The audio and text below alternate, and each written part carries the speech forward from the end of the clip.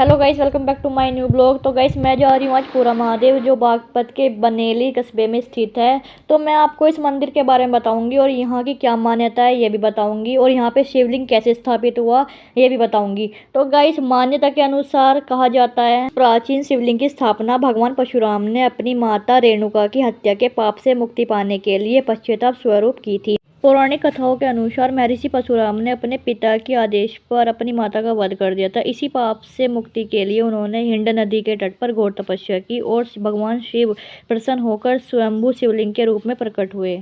और कहा जाता है कि भगवान परशुराम ने अपने पापों को प्रायश्चित करने के लिए हरिद्वार से गंगा जल लाकर सबसे पहले इसी शिवलिंग पर चढ़ाया था। यही कारण है कि कांवड़ यात्रा में कांवड़िया दूर दूर से आकर इस शिवलिंग पर जल चढ़ाते हैं। तो गाइस यहाँ पे हमारे काफी अच्छे दर्शन हो जाते हैं। दर्शन होने के बाद हम यहाँ से चल देते हैं। तो मंदिर से थोड़ी ही दूरी पर पड़ता है एक महर्षि वाल्मीकि जी का आश्रम। तो गाइस मैं तुम्हें इस आश्रम के बारे में बताती हूँ। बताया जाता है कि यहाँ पे लव कुश का जन्म हुआ था और यहाँ पे माता सीता धरती की गोद में समाई थी। बताया जाता है कि यह रामायण काल का एक अत्यंत पवित्र और ऐतिहासिक स्थल है। यहाँ पर ये पंचमुखी नागेश्वर महादेव का मंदिर भी है। कहते हैं कि अयोध्या से त्याग किए जाने के बाद माता सीता ने इसी आश्रम में शरण ली थी और यहीं पर उन्होंने लव कुश को जन्म दिया था। लव कुश का लालन पालन और उनकी शिक्षा दीक्षा भी महर्षि वाल्मीकि के मार्गदर्शन में इसी स्थान पर पूरी हुई थी।